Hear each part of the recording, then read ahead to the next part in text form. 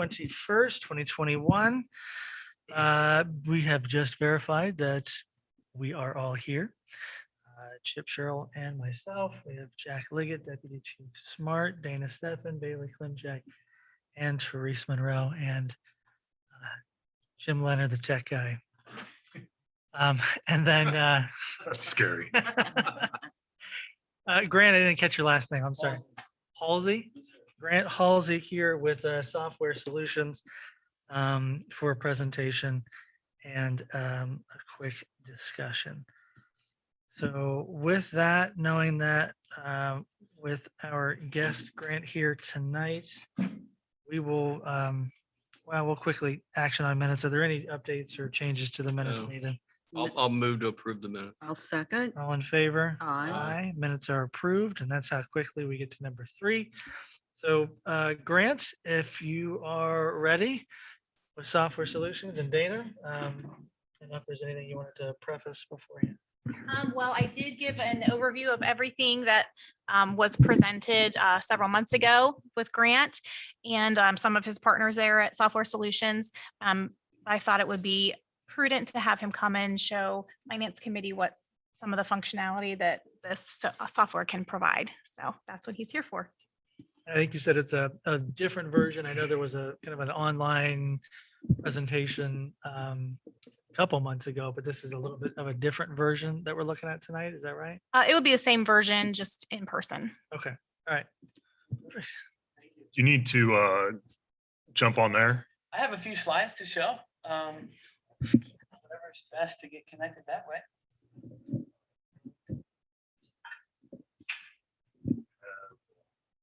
HDMI.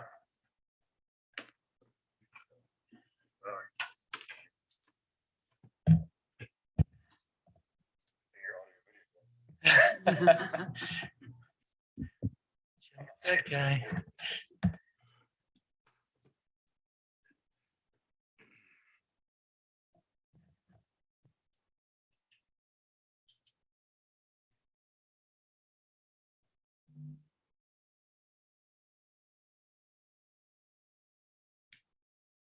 So Software Solutions is the company that we currently have software through. We just have their old version of the software called eGov, and this is their VIP Visual Intelligence portfolio. I should have you stand here. That's exactly right. That's the example. That's exactly right. Is this the comparison to like SSI as we've been talking about in So this previous is years? SSI. This is SSI, Yes. same thing. Okay. Yes, yes. So we have two products. Our legacy older product is our eGov product. That's what you're all utilizing now. Sometime since we've created a new one, and that looks great. Called Visual Intelligence Portfolio. And that's kind of what we hope to discuss a little bit more in depth. I know we've talked at length several times, as Dana mentioned, about kind of some of the functionality that VIP provides that eGov is not suited for at this time. I thought it'd be best just to kind of give you just a quick overview of the modules we've discussed. All right. And then we can I really kind of want this to be more of a discussion type thing. I'll give you guys an opportunity to ask questions, do my best to get those answered. I have recordings of the demonstrations that we've had previous. Happy to share those for you. They're rather lengthy. I didn't figure you want to just kind of sit and look at the software.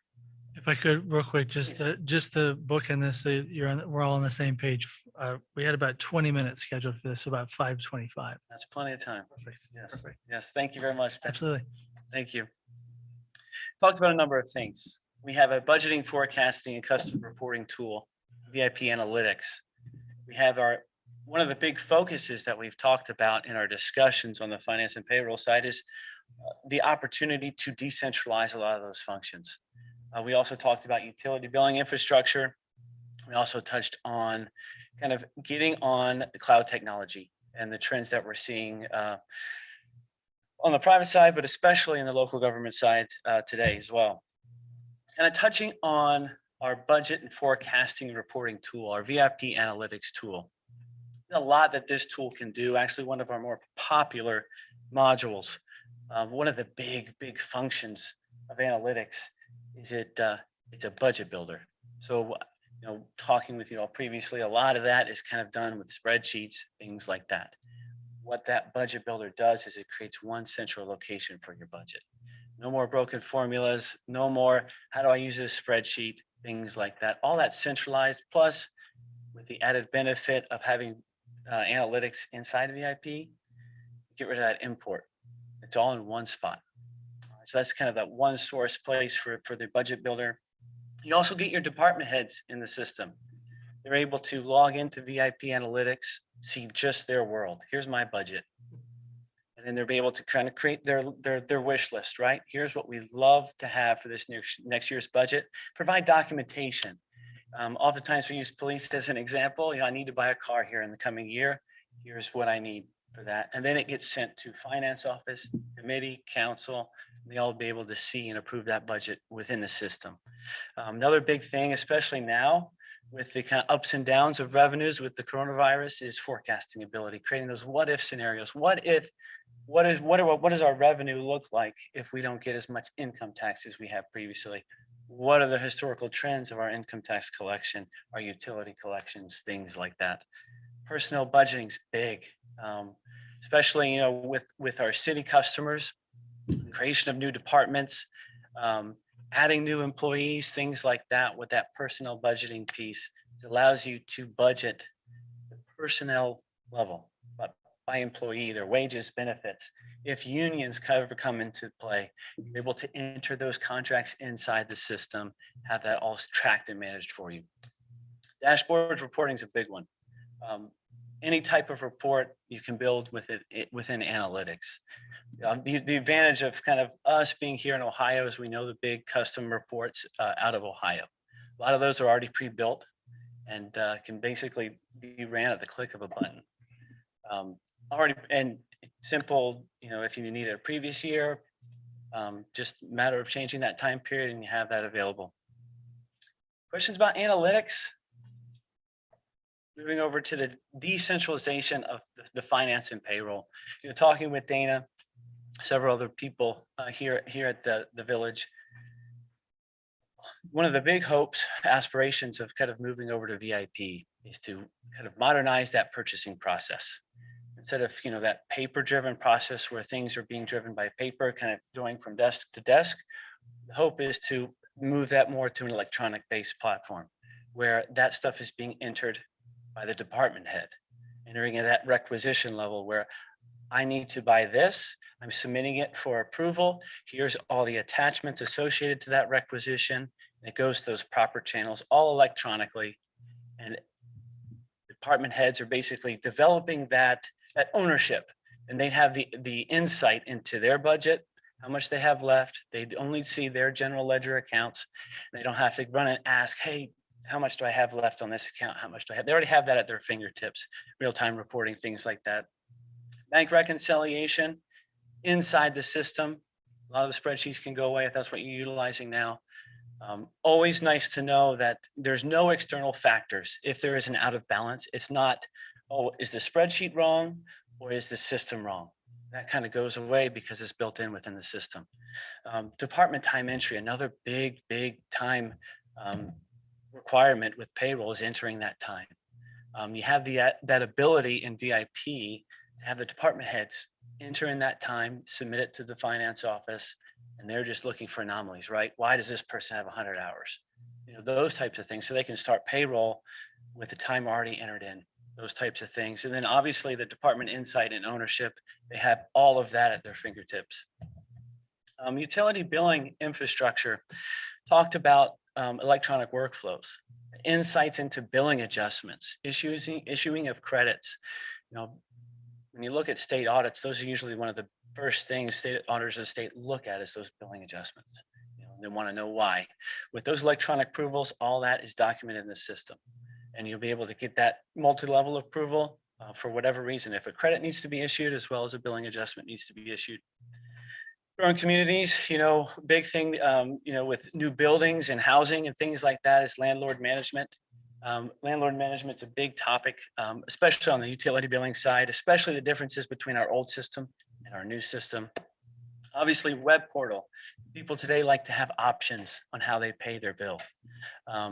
So you're always going to get those people who still want to come in and hand in their bill. More and more, we're seeing a lot of people like the comfort of being able to go online, see an actual image of their bill, see how much they owe, see all the detail behind their bill, and have all that automated through that online web portal. And then, obviously, any type of GIS integration that's available with utility billing. And then last, we talked about the cloud. VIP, as most softwares, needs an engine to run. For eGov, you're using that on-premise server for that powering of the software. VIP, you can continue that route, but you also have the added flexibility. If you don't want to pursue the on-premise server, you can move towards the cloud, and that would be that engine powering of VIP. Obviously, the benefits: increased security, continuity. It's really difficult to kind of create a system that's similar to the cloud here locally. It just doesn't compare. Automatic backups, automatic updates to the software, all that stuff's happening for you and offsite. So it gives you that added peace of mind. Big thing is with servers, you have that operational expense. You got to guess, okay, all right, I need a server. It's about getting 3 to 5 years. How much is that going to cost? And how much am I going to need 3 years down the road? Difficult to forecast and budget for. With cloud, the beginning of the year how much that's going to cost. It's an annual expense versus a capital expense. So you have that added benefit of being able to budget accurately of how much that system's going to cost for you. And obviously, the big thing that we hear most of the time is the remote access benefit. Our customers who were on the cloud didn't really skip a beat. During the COVID lockdowns, early like that, they were all able to access the system as needed. So those are the big things that we did talk about in our conversations leading up today. Obviously, that's quite a bit kind of thrown at you here. We'd love to, get any type of questions you have about kind of some of the things that you may have regarding this software upgrade.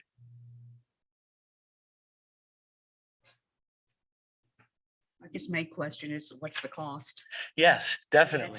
That's one of the main issues. Yeah, so we've built a number of packages. Mhm. Happy to accommodate, especially now. We've offered several different payment plan options.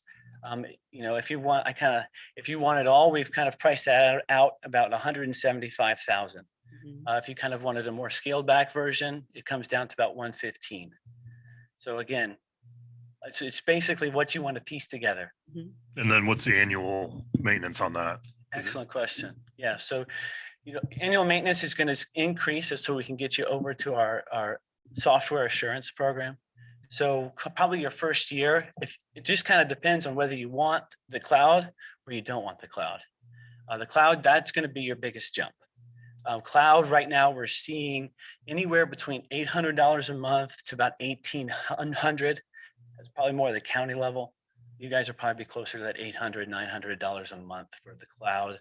So, probably looking anywhere between, without the cloud, you're probably looking at 23, 24,000 a year.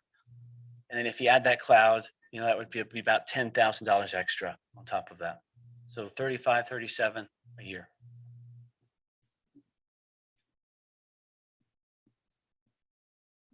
So you mentioned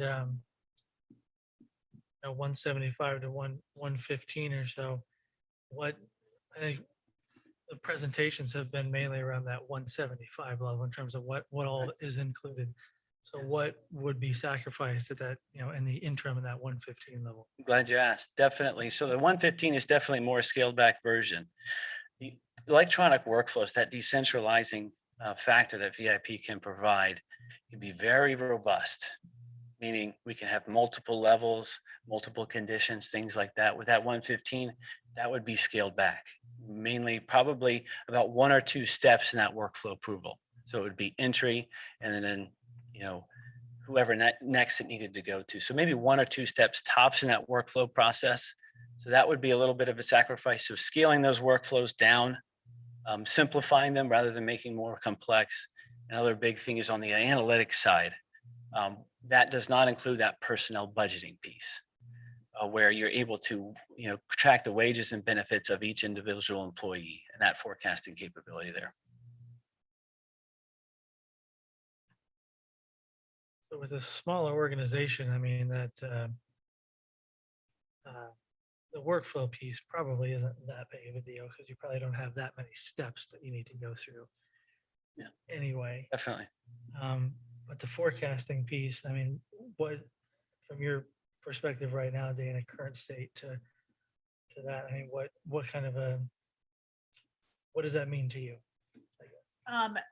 More accurately predicting data for the future and knowing at your fingertips exactly how much money we have in a certain budget or what we can feasibly allow expense wise based on what we currently have in future projections. It's going to be very simple for all of you to go ahead and instead of shooting me an email saying, what does this mean? And can you give me an idea of decipher this for me? You can just look in the system and see it on your own.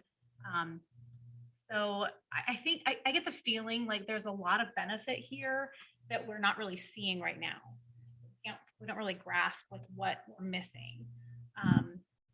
I think this is going to be one of those things that if we go towards it, we're going to say, how did we ever live without this? But at this point, we just don't know what we're missing. I deal with 50 different spreadsheets for everything, and comparing each spreadsheet number to other spreadsheets and the budget and everything, there's a lot of risk of data just being incorrectly translated and transferred from one spreadsheet to another. So that would go away with all of this.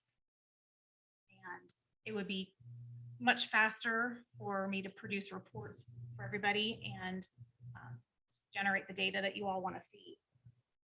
Yeah, that's very well summed up. I mean, the personnel budgeting piece, so you're going to still get, if you decide not to move forward with that, you're still going to get that budget builder, the custom reporting, things like that. Where that personnel budget piece comes in is that really helps you understand how much are we paying our personnel? How much are they truly costing us with benefits, wages, et cetera? It allows you to, across the board, increase cost of living, COLA increases. You might not have a lot of unions right now at your size, but if they ever do come in, that's all in the system, and you have that total financial picture of Johnstown. Many of our customers, in meetings like this, finance director will pull up analytics, and many of council and committees will already know before the meeting even happens. Pull it up in the meeting and discuss real time those what if scenarios, those types of things. Does that answer your question? Yeah, but and just out of curiosity, I mean, even if you go with the 115 version or some version variation between 175 and 115, and you sacrifice a piece of that initial infrastructure, there's still the ability to bolt on after the fact. Of course, always, definitely. It's just a matter of integrating whatever that piece is that isn't originally. Yes, and there are other pieces of analytics that I have not mentioned. We did discuss in the demo, there's integrations with Word and Excel. If you wanted to build an actual budget book, integrates that way. Yeah, there's all kinds of add-ons, but yes, you're exactly right. If you decide not today, it can always be added later. So right now, I mean, looking at it just from a apples to apples, outside of that capital expense, whatever that initial infrastructure, training, migration, everything like that is going with the cloud, just as a means of comparison, 17,000 a year is what we spend right now with the Yes. legacy EGOV. Mhm. So then that would move us on an annual up to, that we say 36, 37,000 With the cloud, yes. with the cloud. Mhm. Without the cloud, it'd be, 24. 25,000. And that's just a matter of a capital expense if that's something that to look at moving forward with. What's that? I just think that's a matter of. The 17,000 is what we're currently spending, and then if we went with the cloud and the regular annual fee, it's about 36 or 37, and then without the cloud, it would be 24. So there's still an increase in the annual, depending on which way that we go. If this is something that we're moving with, going forward. 24 is using our current server. using the server, Right. provided there's capacity within the Yeah, I don't know processing. Where we are on That's that. another important factor, if I may. Part of that process, whatever you do decide, if you decide to go with that server route, part of that conversion implementation process is testing your current server and seeing if it can withstand or hold that extra burden we'd be placing on it. So that's part of that process, and could incur an additional cost if it's not robust as it needs to be. I don't, how old our current server is. And Well, that's kind of the whole reason we wanted to switch to Office 365 is, the email server's gone. We do have our server, Chief has his server. The whole goal is to get rid of our server. and go to the cloud.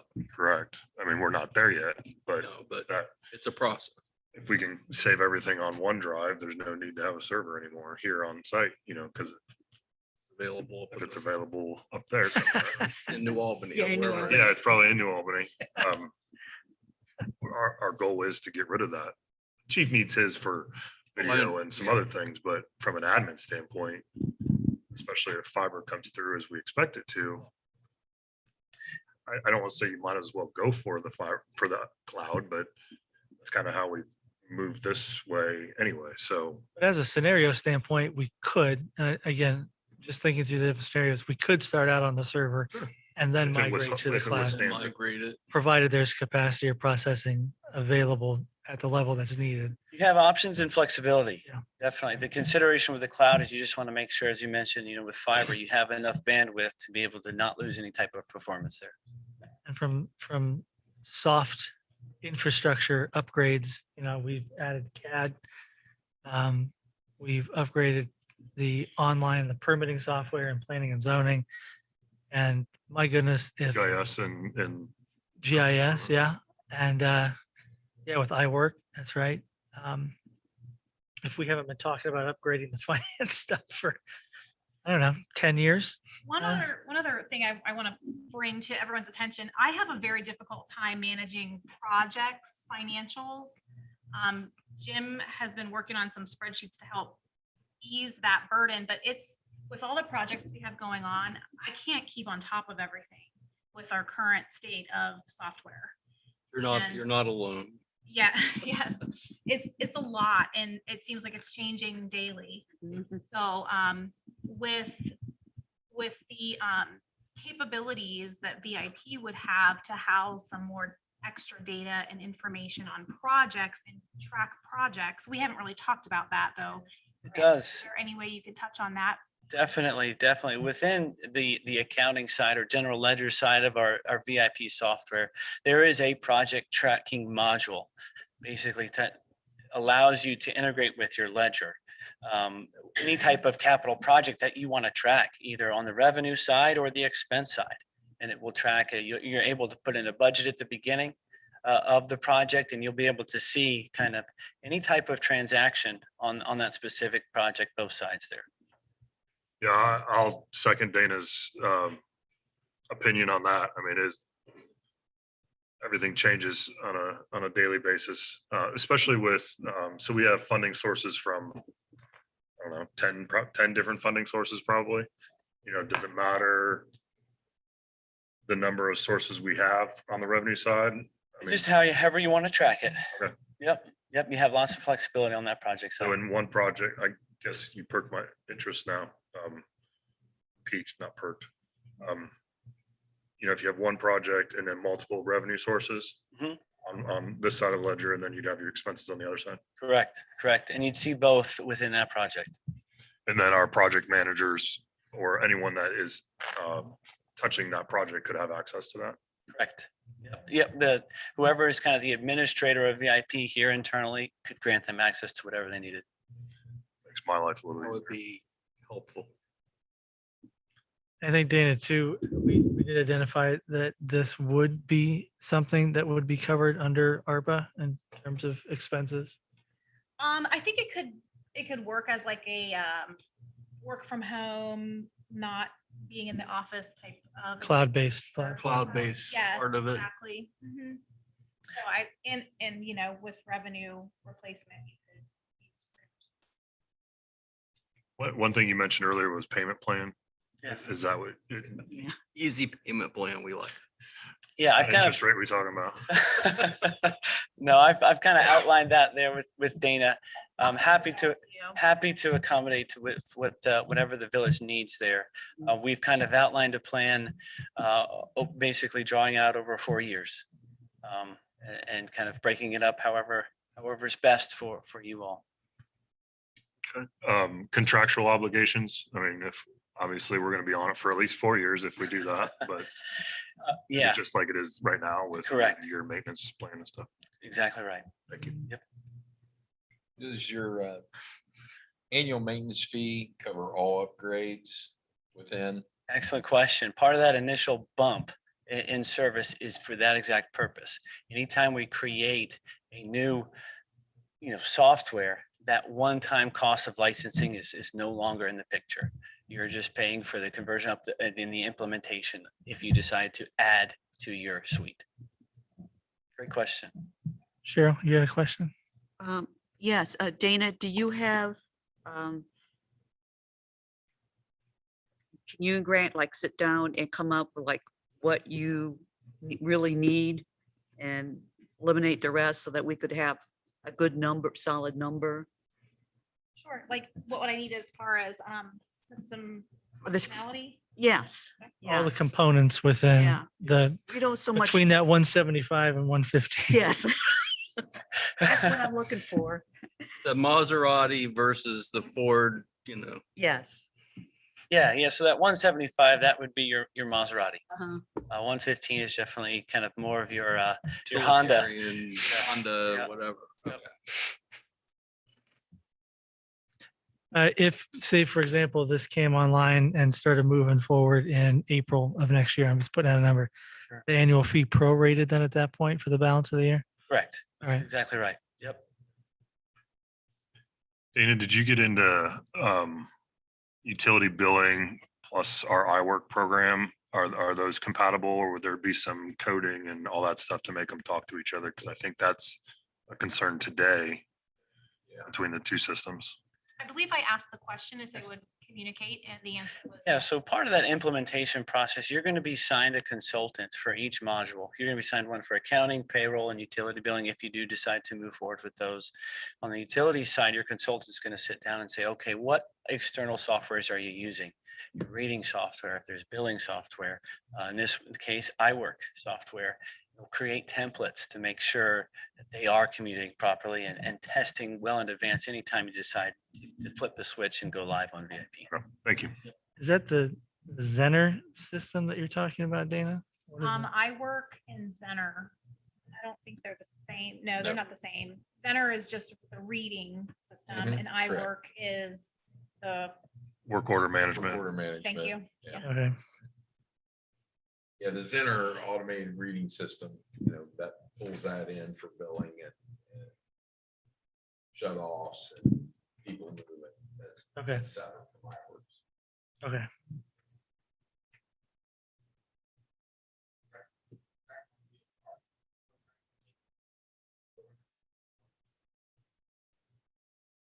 Well, we are currently with SSI for billing.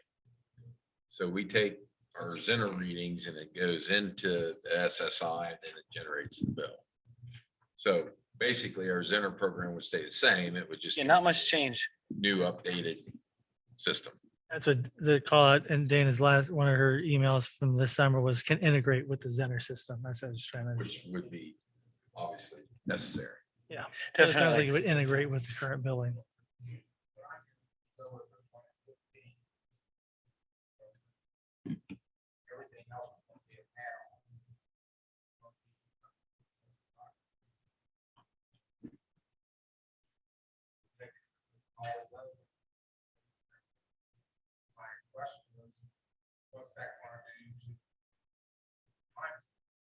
Sure.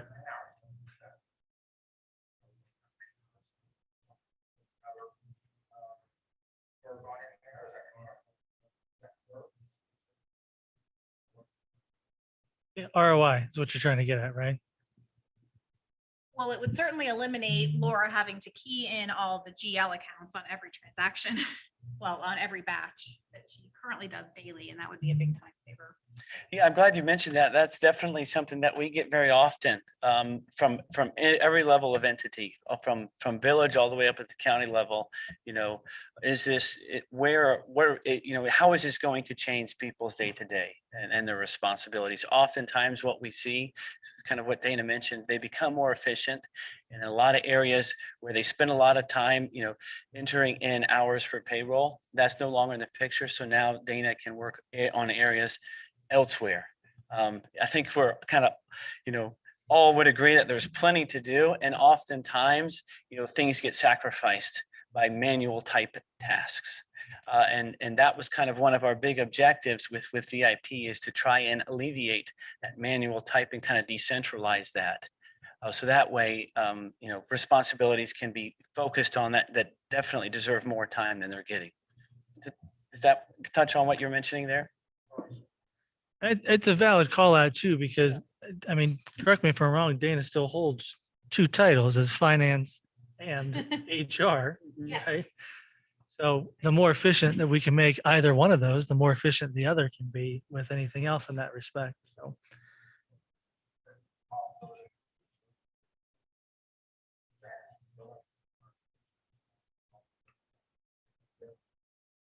Well, they would integrate. It Yeah. would be on Because the it's system. these guys. The system that we're currently on would be replaced by this system.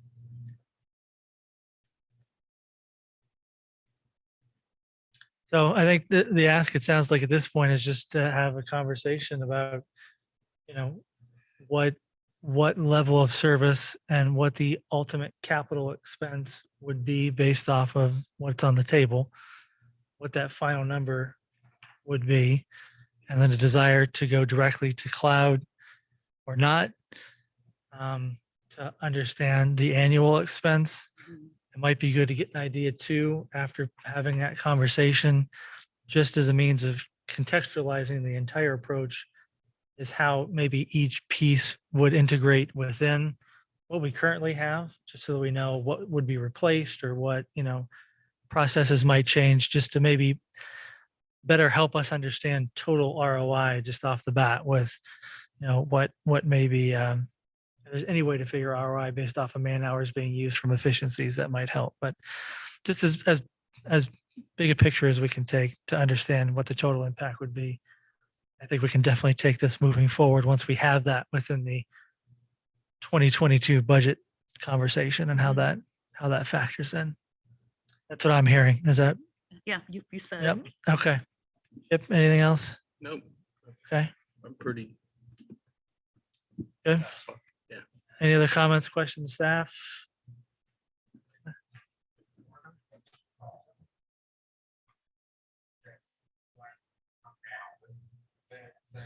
This system.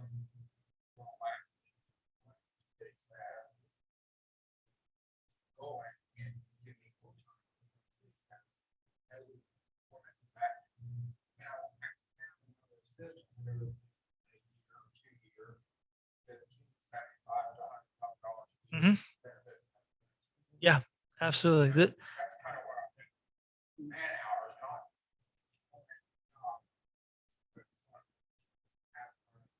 not. Operational efficiency from a wage perspective absolutely justify the annual cost or the capital expense. Yeah. Any way to summarize that ROI is going to be beneficial, and communicating that to the rest of council for sure. Yeah, you're right. Definitely. I can do that. Thank you, Grant. Thank you for your time. Thanks for the time. Very much. It was very helpful. Thank you, Jim, the tech guy. Appreciate it. All right, so moving on, we've got the finance director reports, bank to book, reconciliation, identified variance still sitting at 0, which is good. Outstanding checks got listed on here as well with the reconciliation. Anything you wanted to call out from just the reconciliation part, Dana? No, the reconciliation was quite a piece of cake this time. Everything, all the differences were due to timing, which is typical. And then on the check listing, there were a few that I actually hadn't looked at who the vendors were before, but noticed that a couple of them, well, one of them is Chief. He had a reimbursement check for $37 that wasn't ever cashed. So I'm gonna follow up with him when he gets back in town. And another one was from a duplicate payment that we paid for on the credit card, and then also issued a check unknowing that it was already paid on the credit card, and they actually didn't cash the check, which is good. So I'm gonna void that. So other than those, there was just some other checks that have been returned that I'm gonna void. And everything else is within our 6-month window of allowable outstanding time. Just out of curiosity, when we have these reimbursements from a personnel standpoint for those that have, automatic deposit already set up or direct deposit? are we able- That's different from a payroll. So this is an expense reimbursement, so I can't necessarily put it on a payroll. It would be subject to payroll Can't tax. put those. You can't do like an untaxed or anything. It's not. We don't want it to go against as reported as income on their. Yeah. W-2. Yeah, I wouldn't think it would be an income level, but I didn't know if there's any way to itemize just to They're centralize. essentially a vendor at that point. Okay, that's fair. So it's just easier to cut the check just for straight reimbursement. All right, just figured I'd ask. Okay. With respect to the report that you have put together, everything looks very favorable, 66% of the way through the year, 79% collected. Some big numbers relative to previous years. We've outpaced everything on that table so far for the year that you have listed, which is very reassuring, especially going into 2022 and what benchmarks we'll be able to have moving forward. But I think some of the call-outs that you have on here with respect to, say, legal is something else that, continues to need to be addressed. But are there any comments or anything like that that you have within your report that you just wanted to highlight or call out? No, but I'm happy to answer any questions. Did you want to talk at all about the year-end budget true ups at all, or save that for? other time? So yeah, on my report, at the time of the writing of this report, my payroll and budget year-end trips was not completed, but I have completed that since then. And it looks like the general fund will be under by about $78,000. We need an additional appropriation, and mainly that is due to the increase in healthcare and healthcare premiums and costs. Sewer and water fund also needed some extra money for the same reasons, not to that high of an extent. I think sewer was maybe 12,000 and water 20 or something like that. The street fund is doing good and will not need extra money. In fact, we could reduce the already approved transfer of funds from the general fund, which I think we had at 90,000, I think. Yeah, We could reduce that, essentially saving money in the general fund. please. But then there's also the legal expenses that will need to be increased as well. However, I still have to go through all of the POs and figure out exactly how much we're going to spend and what we're gonna have extra. One positive thing is the engineering. I think we budget like 100,000 for it or something, and we've come nowhere near 50. We've come nowhere near expending that amount. So there's a good portion that will come in the rollover into 22. And there's also an outstanding economic development agreement that has some general fund ramifications. Yeah, that's true. Once executed. That would that be realized this year or next year though? It should be this year, Okay, all right, within 30 days of the execution of the agreement. fair. So by end of the year at some point, which would be good. Timing would help. I mean, now or then, it doesn't really matter. It's gonna Sure. hit, but No, absolutely. So at the last quarter of the year, really, that we're looking at here, sitting favorably, just some minor tweaks with respect to general fund, really at this point, because water and sewer are handling their own just fine. But we also have options at this point to kind of adjust some of those numbers within general fund to make it more favorable, which is good. Okay. So with that, and I'll just bring up, since we're talking about it here, the other business piece, as we're looking at the list here, we did talk, I can't remember when it was, March maybe of this year, about the water and sewer rate discussion. And at the time, we had said that we didn't want to change anything moving forward. We'd take another look in October. So just wanted to make sure if we're still on board for re-looking at that in October about if you think there's going to be any change or any need. at I'll this take, point. yeah, I'll take a brief look at it once I get budget kind of in a good.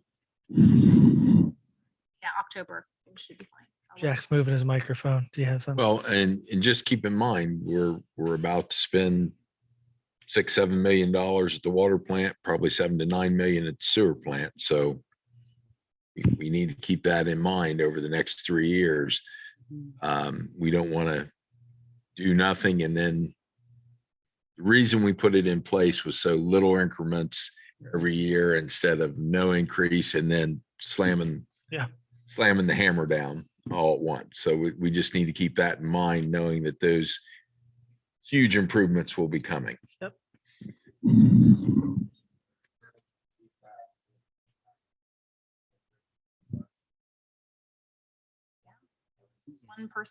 One party at the meeting that responded negatively. I haven't heard any other negative. Have you?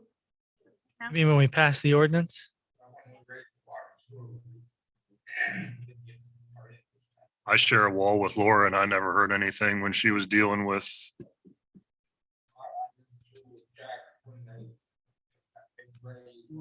34%.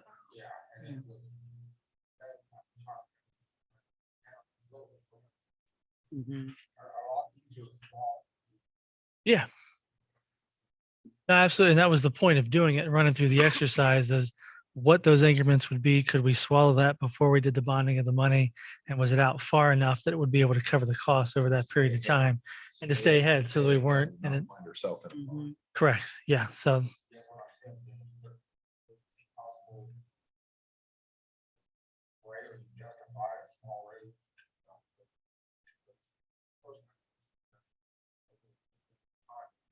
Oh, 100%. Yeah. We also made sure to put in that ordinance that it was incumbent upon finance to review it beforehand to make sure that there was justification for doing it, but we left open the ability to act or not, depending on what the expenses were and if it needed to be. Because if we weren't doing this, then you might not have that justification or need to. So we didn't want to make it automatic, but we did want to give the option and have it reviewable on an annual basis, which gave the ability to say yes. The or no. reason for my statement was just simply, I believe the balances look very good today. Correct. Got to keep in mind, there'll be large chunks moving out. We don't want to walk down that road Yeah. again. Yep, We just need to stay ahead of what we see. Right. And absolutely. And I do agree this smaller yearly increase makes more sense. Perfect. All right. Anything else with the finance director reports? We've got ordinance 38-2021, which is an introduction tonight, like we do with pretty much every finance ordinance that comes along. We just wanted to touch on that. Dana, if you could maybe just give some background. I know we've talked about these at various meetings over the last several weeks, but any additional context would help. Doesn't have a switch. Okay, I'm just gonna pull this off because I feel like I'm bending over. Okay, so ordinance 38-2021 is primarily increasing appropriations for the American Rescue Plan Act, $104,000, really $105,000 to various items there, and they're all listed out there. And they're items that I believe we've discussed all of them. We may not have touched on the time clocks, but we put that in there because it's a face scan, so you don't have to touch it. That and also the school traffic improvement fund, one of the school board members requested that we return that to them, and rightly so. I believe we have an obligation to do so. And finally, gasoline costs with the rising prices in 2021. Based on 2020, we just didn't put enough in there. So we need to increase those appropriations for the street, water, and sewer funds. The ARPA funds we've talked about and have the justification for including those. Are those mainly revenue replacement expenditures? Is that? Mainly revenue replacement, the portable radios, would that, I don't.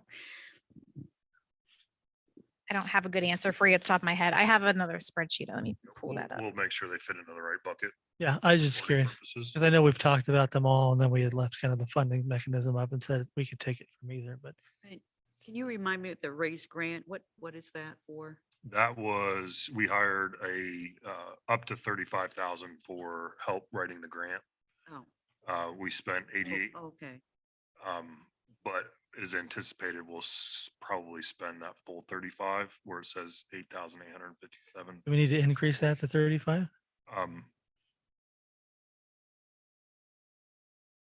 Yeah, that way it's done and we don't have to Yeah. come back, I guess. don't Oh, I know. thought that was the mobility hub was 35. They both were. Oh, So- okay. Or 235. Yeah, so 35 for the mobility hub concept. Absolutely correct. And then the raise grant assistance was up to 35. But we've only expended that much out of it. Like so- you've said for a while that you'd probably expend the balance of that. Yeah, we had a phone call today with two of their economists and I think they're gonna add a lot of value Okay. to our Okay. application. Yeah, you've talked about that, but that's why I just sort of, So yeah, it would be easier just to do 35 for the Just raise do grant. that. The ARPA amount for 2021, 137, 267. 267. yeah. And then 267 next year. Correct. 267 next I year. was way off. So this takes about half of what we have out there at this point. So we've got Yes. Another Yeah. half. to Another 130 another, to talk through in try to budget. Think about presentation and how, where that, but if that doesn't kick in until January, and then the next budget, Yeah, that's where we'll have to have a conversation in budget about how exactly, what funds are left, how they're justifiable, and if software solutions fits anywhere within that through some mechanism via the definitions provided by the IRS. portable radios once, right? We're only doing Oh yeah, these Yeah. are all one time. scanning once. Yeah. We're only doing, these are one-time things. Yes. Perfect. Any other questions about the ordinance? Planning and zoning, item number 6, there have been some discussions about, within the planning and zoning department and the complexity, the number of things that planning and zoning has going on at the moment and potentially bringing in somebody else within that department in 2022. There was an ask about maybe looking at bringing somebody in for the balance of the year, just a few months ahead of time, and what that expense cost might be. Dana, I put that out to you on what that cost might be to bring somebody in at that level within planning and zoning to help with, permitting and some of those things that the zoning inspector currently does, just with the amount of things that Jim Blair has going on. I can keep going, or if you want to pick up on what your recommendation is and what that number is, I don't want to. I believe we discussed this in the previous meeting of 18,000, I believe is what we 18,000. said for the remainder of the year was roughly what I would expect to pay a new zoning inspector. Given the state of where the general fund is right now with everything having to be moving around and extra expenses with the personnel, I don't necessarily feel comfortable at this time. Now we may get a whole bunch more extra revenue in the next couple months from Rita, and maybe that'll change. But at this point, I don't feel comfortable moving forward in 2021. What that would do, that would put us to have somebody here for the balance of the year at 18,000, and we'd have to guarantee that as a position going into 2022. And that's not to say, sorry to interrupt, that's not to say that we couldn't, get the, get an ad out and look to hire somebody to start January 1st. Right. We could certainly get the ball rolling there. That was going to be my next call out, is that if we want to commit to have that role in there for 2022, then we can start the process of selecting the individual with the start date of January 1 and just make sure that that is one of the many assumptions that we'll have built into the initial budget draft going forward. Right. Again, provided your comfortability with adding in a staff person Yeah. at that level. Yeah, I'll build that into the 2022 budget. And just to circle back on that, with everything that you talked about with the true ups for the balance of the year, the general fund, I don't know if you talked, if you said it, with the balance at this point with the general fund to be about $15,000. When? After we were, if we were to action the true up on the payroll that she talked about today. So, That's a little tight there. yeah, It is. yeah. So just to give some more context behind that. You look That makes puzzled. sense Or not? Yeah, the only thing I would say is, what about, and I'm not advocating one way or the other, but you're being cautious, which I appreciate. But aren't we gonna see increased revenues already this year? Because didn't you say we were 66? 66% of the way through the but year, we've already 80% collected. collected. So is that above that money that's already been collected above and beyond the budget amount? So I've increased the revenues by only 150,000. I do expect us, I think a couple months ago, I expected about 300,000 extra, but after the last look at what we received from Rita last month, it went down a little bit than what I expected. So I didn't expect quite so much. So I'm tending to be erring on the little more cautious side Perfect. for the moment. I appreciate Still going to be higher than what we budgeted, but maybe not by 300,000. And the other issue says that doesn't take into account unrealized, PO balances where the appropriation was above the expectation that typically bear out a higher carryover. It's just unexpected because you don't know how those are going to close out at the end of the year. So still a lot of unknowns at this point, but Correct. I guess with that, are we comfortable moving forward with advertising for the position and building that into the assumption for a January 1 start date? I'm comfortable. Because I would think so as well. Yeah. So just so, and this is something that we can bring up at council tonight, again, just the judge, the conversation from the balance of members. I'll go ahead and make a motion to begin advertising for that position for a start date of January 1 and building that into the budget assumption. Second? All in favor? Aye. Aye. We'll bring that up tonight.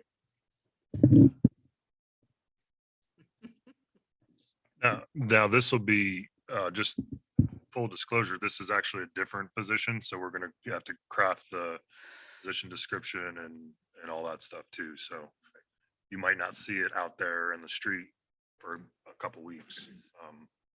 But we'll begin working on it. Because you're talking about a zoning inspector, you're talking about code enforcement, you're talking about, there are a couple different things that are looking at within the planning and zoning. Yeah, so right now we have village planner, which is Bailey. We'll hire the middle person, which is the zoning administrator.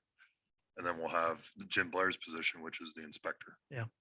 So some more to come in that space, but just some proactive pieces here from a finance standpoint. Okay. So with that, moving on to bed and event space tax, and certainly want to make sure that we leave time here for the preliminary budget discussion, but Dana, I know, did you send this out just, I didn't look, did you send that just to me or to everybody? I think it was just to you. Okay. I should stop doing that. I apologize. So I asked Dana, Won't take it personally. if she had any information or any knowledge ahead of time. Are you sending it out to everybody now? Yes. Okay. On any of the bed or event tax Mhm. info, just to give us a baseline to work off of. I think you said it this morning. I honestly haven't had a time to look through or read it yet, but there's info there from the county level at the resolution and the amendment to it on the allowability from the county side in terms of what we can do and action on. I didn't know if anybody else had done any independent research or anything else you wanted to bring up, but if not, unless there's any other discussion, I think at the very least, we can put this as a topic for the October meeting or one of our next ones coming up here to action on. Dana and Jim, from a finance perspective, and Jack, is there anything that you wanted to touch on specifically for that in terms of actioning sooner rather than later? Or are we okay taking some due diligence time to be a little bit more measured with the approach and what we're, I guess for me was, it was always on my radar to get it on the books before an establishment was on the books.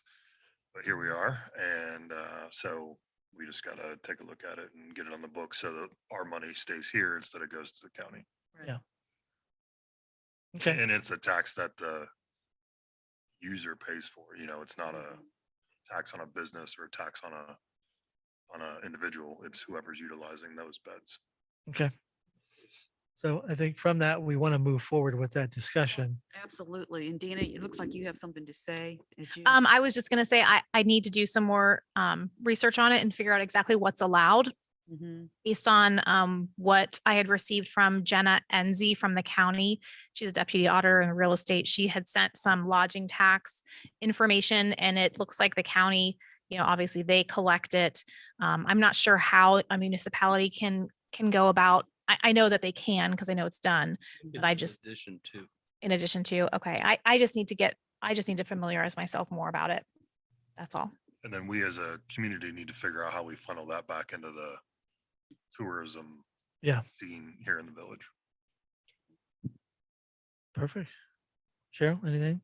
No, I Okay. just think it's a good idea. And should we also look into event space besides bed tax? I don't understand what that, I'm really out of my league there. I don't know. Okay. Yeah, I'm not sure. And There is a difference between the two. Is There that, would be a difference between the yeah, two. and it'd be like, again, it would be the business wouldn't pay it, whoever is having the event, it's a tax on top of whatever, Right. rental. Yeah. So it's like Like a wedding. It's at a wedding event and then it's an extra tax on it. So if they're renting space, okay, they're renting space. Mhm. okay, like American Legion Hall or the other thing. So if I rent a space at the top of the Horseshoe for a 50th Whatever their wedding fee is. anniversary, You could pay a tax on you it. could be subject to a tax. Subject to a tax on whatever amount. Mhm. a lot of that probably comes down to the definitions Yeah, of event space. right. Yeah. That's with most things. Yeah. It's about the definition. But anyway, well, let's focus on the bed tax. Bed first. tax first, but event space we'll also have in the back of our mind. All right, so we'll have that on there for the October meeting, provided budget discussions allow us the ability to. We'll make the time for it. Last but not least, we have preliminary budget discussions. We have the timeline here. Dana, I know you've had a lot of external factors. We don't have a budget to look at today, a preliminary budget, but you are working on it at the moment.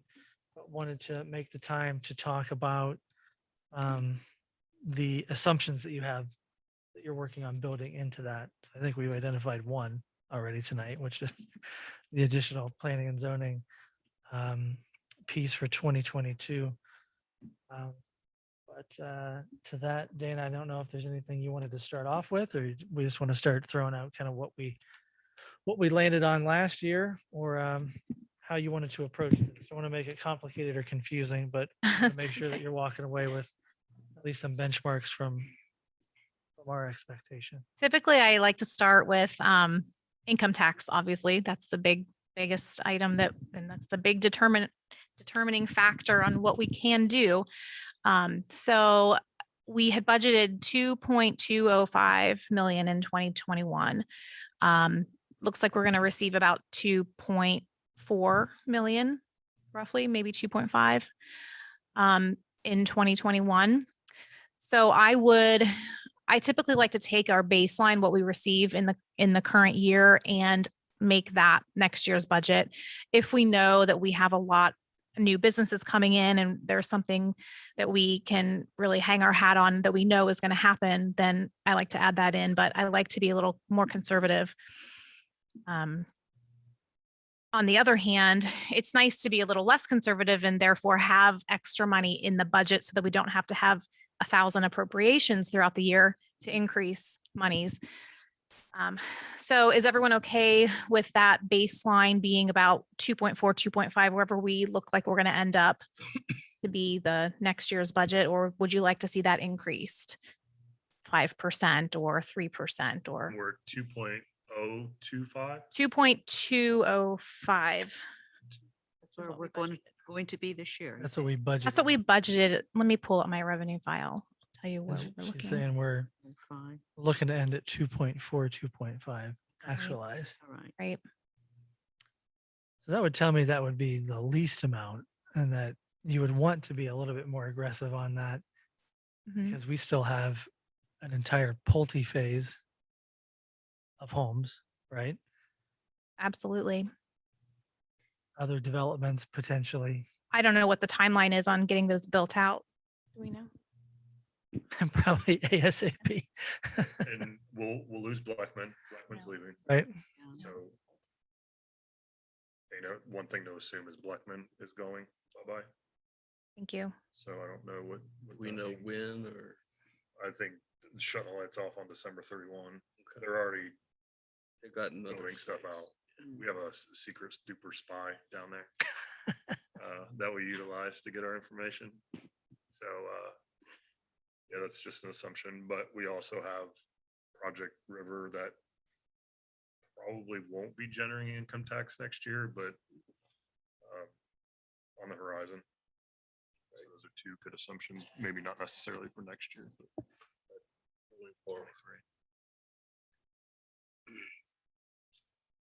23.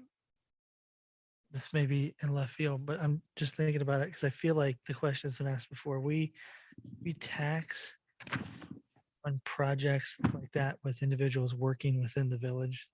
Okay. I pay village income tax. Yes. I live outside of the village. No, I work here. for a major construction project for, say, Project River, Yes. individuals working within the village on that project would get taxed. Yeah, if they meet the 10-day, I don't know what the residency, Okay. not residency, but We've talked about it before. I just couldn't recall School exactly. buildings. School Yes, buildings. yes, that's specifically what I was. Robertson paid. Yes. Okay. from what I know, oh, never mind. And with the size of New Rivers, they'll be here for months. Yeah. Okay. Now, it's the subs that are a little Mhm, Right. hard to nail down. Sure. And the Um, same for the Cocosing, working on text building and If Curaleaf. Curaleaf, if they expand, people doing their building. So. Those jobs. And if we can get more workers, Blown Film, Ohio Pack said they want to go 24/7. But they don't have bodies to do it, so there's that limiting factor. No other expansions from an economic development standpoint or new business that we expect to be online next year. I can, no, So it doesn't look like it doesn't seem as if there's any projected offset to Blackman at this point. you'll have full second year of Johnstown Point. Fair. So they'll continue to grow. I mean, if you look at their parking lot now, I don't know if that's employees or Is it? But visit, Resident. they're slowly adding. Mhm. But yeah, so you'll have no real addition at Tech for their expansion. You will have, when I say no addition of employees at Tech. Yeah. They're modernizing. Curaleaf will have employees, but it won't be like double. Horseshoes, probably incremental. Incremental, Ace, incremental. will their building be done though? That's the question. Will their building be done? Forgot about Ace. So retail, retail, not gonna be that much. you're not gonna see a lot.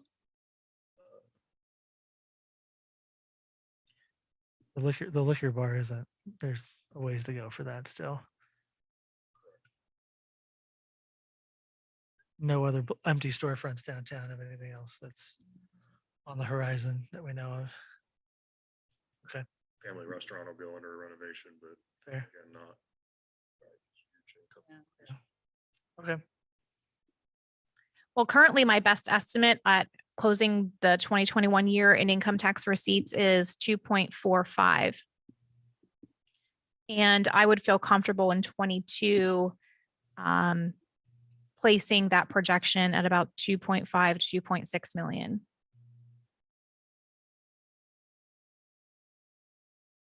I like. Ben's scratching his head over there. No, I 2.6 is where I was gonna land. Oh, great. I was gonna do 2.4. In my head.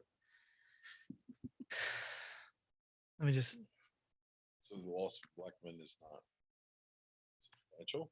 They're not significant enough. No. I mean, maybe 20,000 a year. And are we working with Grow and others to market that space? Oh, yeah, absolutely. I honestly don't think we'll have a problem. doing it. As long as the owner feels the same way. Right. You know, I don't know what his plans are. Okay. The Atrium, Mhm. 'cause I think Atrium's even up on income tax filings too, Dana, aren't they? Yes, they are increased for sure. Mhm. But I don't know what, I guess I gotta get a hold of him and see what his plans are. See what is, So 2.6. See what we can do with that. I mean, that feels good with the amount, with what we have coming in. You feel like that's aggressive? Well, you know what? I would rather be more conservative and then we have more money next year. surprised we've got Yeah. money. Mhm. So you think 2.6 too high? No. You think that's I fine? don't want to go any higher. Yeah, I wouldn't go any higher than No, and 2.6. but adding those 100, what, we're so far 180 houses Mhm. have been added this year. So, you know, we've got more families paying income tax. Yes. um, Buying $400,000 house. Buying $400,000 homes. So if the income matches that, I mean, that, You know, the income to justify, you know, giving it to the mortgage folks, they're approving these and there has to be something backing them up. So, you know, that's a pretty good assumption that if you can afford a $400,000 house, you're going to be paying decent amount of income tax. so if you do the math right, 140, if we're 2.45 and we bump it to 2.6, the $150,000 would bear out on 15 million in income, which at 1% is about $180,000 jobs. So if the income raises one way or another, or if you get a two-person household at $80,000, 80,000 is probably low for somebody that's maybe buying a $400,000 home. So for it's just straight income tax, if that's what you're looking, then that, Mhm. I think you can get there. I think we can get there. If I did the math right. I don't know if I talked. It sounds right. Sounds good. I didn't really follow it, but I'm sure. Okay. I'm not gonna lie, Dana, neither did I. But those three were shaking their heads.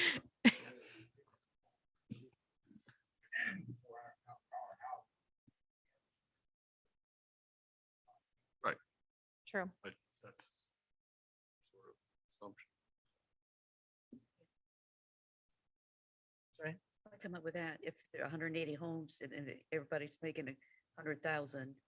So they're making $100,000 a year. That's a $1,000 tax to us times the 180 homes is $180,000 additional. The 180 is what came online this year, is what you're saying? Yeah, we built Mhm. 180 so far. 180 homes have been built, new So far. homes. 80 homes have been built this year. I thought it was Oh. 180. 80, Oh. 80. That's what I thought. Well, 80 last year, right, Bailey, and 80 this year so far, okay, give or take, not 180. okay. That's 80,000. It's 80. Here's what yeah. I had 15 million in income Okay. times 1%. Yeah. right? Yeah. And to get to that, What are you using for income? 15 million. What is that? I mean, where are you getting the 15 million? You're taking 80 houses times what? I'm just saying to justify $150,000 increase, you need 15 million in income. To justify 150,000, you And gotta you got to add Yeah, the yeah, yeah. incomes. So say $90,000 a year. Oops. If you If it was a is two 100 household. 167 jobs at $90,000 a year gets you 15 million in income at 1% income tax. So as long as you have 167 people move into the village at $90,000 a year, These guys are all Or- laughing at us. Or two, Two income, two income. Two yeah, income 50,000. yeah, that's what I'm saying. equal 100. 90,000. I just go Which at $90,000 a year, if you say 80,000 came online this year, then you can get there. Provided that that housing stock is at that similar same level and builds out at the same rate for next year. I don't know, makes sense to me. I think it's a decent assumption. Sounds like a reach, even though we built 90 homes so far this year. I mean, They said 89, 90. That's probably gonna happen. You think so? We're closing around now. Yeah, that makes Thought Pulte had like 90 left. Like, Right. They do, but it might come to a screeching. Available. Okay. Playball's just about done. We have a few of those Neo lots over there. I was just pulling Dana's chart up here. We're up, let's say 200,000 on withholding. That's who we're talking about here, right? right. Mhm. We're up 100 on individuals. That profit up 6 from last year over year. 2.5. Start there. 2. Okay, 2.5, I can do it. Then when we get to 2.6, we'll be surprised. That's right. Right. We can always bump it up in the next 3 months. We'll start conservative at 2.5. Cause you figure, I mean, you figure at least 2.4. Yeah. You would If hope, that's what we're ending. assuming that wages don't decrease. Inflation, I mean, could push wages down over the next 12 months. I'd rather find money that I didn't know I had than spend money I don't have. Mhm. Yeah, absolutely. Right. You said real estate tax is going to go up just because of valuation, especially from last ordinance that we passed, which is going to be Yes. good. Yes. Now, did we capture on like motor fuel tax, et cetera? Did we, the loss income that we can use Revenue replacement, you mean? revenue replacement for? Yes. I calculated that. Stuck that in there. Yes. I don't want to leave anything on the table. Does that have to be through that appropriation? I mean, it doesn't have to be through the appropriation, as long as we can justify what we're using them, what we're gonna use the money for. If it's revenue, I mean, if we're gonna buy something that doesn't fit into any of those categories necessarily, we can just say, well, we're using it as revenue replacement. And we're doing whatever we darn well wish with it, because have it's to- revenue that we would have had anyway. Then just report it back. Yes, What we do with it. yes. We did want to make sure the CIC budget, we want to continue to support that the way that we have. Yeah, we're- It's 30,000 sitting there I right think now. Nate so Strum pulled a fast one on the IRS. Yes. I don't know what he did. We keep putting the money back though. Oh, We'll make sure it's there. Fairness to Nate, it was actually not him. But yeah, I pulled their letter and it's 501c3. Hmm. They're black and white. But Dana's working on that. But I think we wanted to make sure that the Parks and Rec has, a sufficient line item in there for expenditures and things like that. So within the Park and Rec committee, and then Tree Commission, making sure that we continue to fund the Tree Commission budget for whatever level, is it 10,000 a year? $2 per capita. $2 per capita. Right. So probably 12 or something. Oh, 5182 times 2. Yeah. So at least whatever it is, $2 per capita, keep that. But if there's anything else that Tree Commission feels like, so 20 April 2020, that's the latest official number. sure. Okay. Yeah, it would be good to have it there. That way we have it centralized and at least know as a separate line item and expend it from there based off of whatever the Tree Commission this would be appropriate for that expense.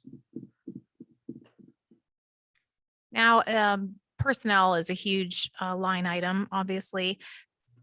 I'm adding the zoning inspector or zoning administrator, any other positions that we feel we need to add into the budget for 22 that we don't currently have, new positions. 100%. I do have that on my schedule to look at because I know that some of them, It's the yeah. rates, Sure. Up this year. the rates are gonna be increased. Right, that is true. It's 100%. Yeah. Yes, but I'll factor that in, definitely. Citizens to the trustees. Yeah. I have a bit of lobbying group. I think Dana, I think on my budget worksheet, I put bumping the utility billing clerk to full-time, just some balance on that. Yes, Yeah, I, Not a new position, but just full time. it a little bit. yeah, we discussed either additional or move her to full-time. And if she doesn't want to go to full time? I've already talked to her. She's good. Oh, it's good. Great. But we do have. What's today? Today's the 21st. October 5th, we've got the joint finance and safety and service We do. meeting. Yeah, right. I didn't know that. Yes. Too. I'm gonna put that. October 5th. October 5th. Oh, Lord. And is that's the October 5th, we have the joint finance and safety and service meeting. Yes, correct. Okay. CIP lists, we feel we'll have those by that point as well. I believe I received them. Honestly, I haven't even looked at everything everyone sent me for the budget. I've just been trying to catch up. But I have whatever I have, you guys will see in the next week at the most. I'll put it all together and send it out, and CIP should all be included in there. Right, Jack? You gave it to me? Yeah. You got 'em. Yeah. Parks and Rec. Okay. Everyone was great. I'm sure I have it all. So we should have those CIP lists by October 5th. The Yes. only CIP that you don't have would be from the water department, which I'm gonna discuss that with Terry, but a lot of what we want to do, I think I can delay and put into the new plan, What about sewer? if that makes sense. About the sewer. Sewer, I have some items that I need, that I do have listed, but water, the things that I was looking out, I think I should just tie those into the expense of the new plant when we upgrade there. Sewer, I couldn't. I had different items I need to get over the next couple of years. Okay, Perfect. but that's why you won't see a water. Bonded, CIP. That's fair. bonded money that has not been spent that we are under an obligation to spend Within a certain within period. a certain period of time. Mhm. We have, I have to go through all that stuff still, with the help of Jim's spreadsheets. so that we'll know. No, we got to spend this money on. Yeah, we're starting to Right. spend it. Sportsman's Club water and sewer will be spent soon. We got McLean's water 100,000. line. We've got the water line under design, connecting 62 to Loop. the new industrial park, commercial park. It's what, 2 or 3? Well, how much was that? 200? That was close to 300,000 right there, plus engineering. Yeah. Which will create a loop there, which is good. I don't know if there's anything left for sewer, which I don't know if there is. I think there are different ways that we can. There is, because we got Jersey paid for Right. free. Jersey paid. There's $1 million we Yeah. gotta spend down on that. So we got to figure out where, There's certainly lining that we can do. We really wanted to do that. I don't Yeah, know. what and could we've got take that its 100,000 here, but what I would really like to do, once we determine those dollars, is many of our lift stations are very old, and you will see on the CIP that we're doing one a year at about $40,000 a year, upgrading the equipment. Maybe we could accelerate that as we're having more and more trouble as those lift station controls are aging and I can't get parts for them due to their age. So I was gonna see what dollars we had and then sit down with Jim with a plan for those. We also talked about the, I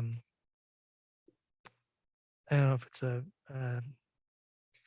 changing the fuel source for lift station 1 Yes. as well. Yes. So And I just got those estimates yesterday, which I have not looked at.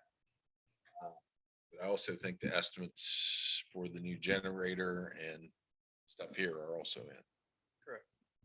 we can throw that into the budget conversation too. So those need to be put into the budget conversation. And 50,000 just popped into my mind. We committed for Duncan Plains widening. Yes. Oh, yeah, the CIP. yeah.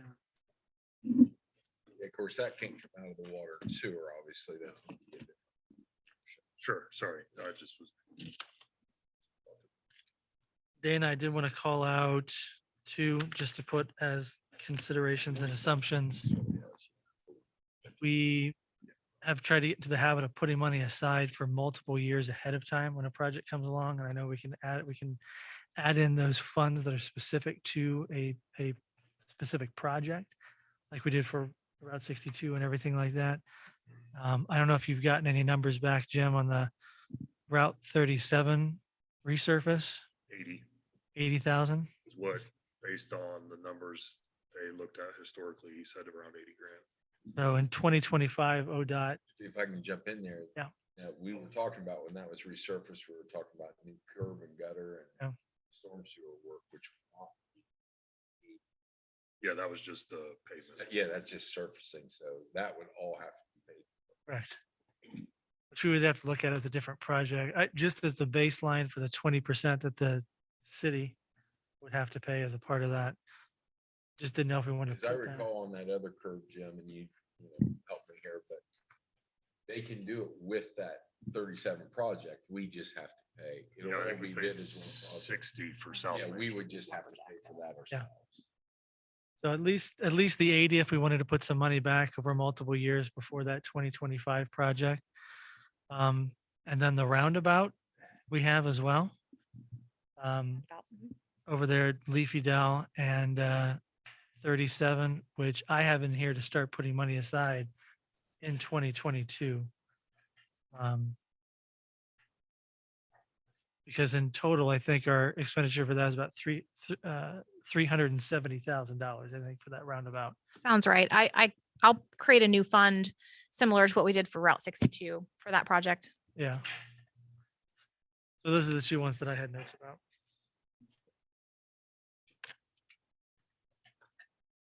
I think that's all I had. Done. You're done. The only other business is I think Carol has new glasses. Is that correct, Carol? No? Are they? They're just new to us then? Everything old is new. Yeah, I guess, so. All right. If there's no other business, I'll make a motion to adjourn. Second. All in favor? Aye. Aye, we are adjourned.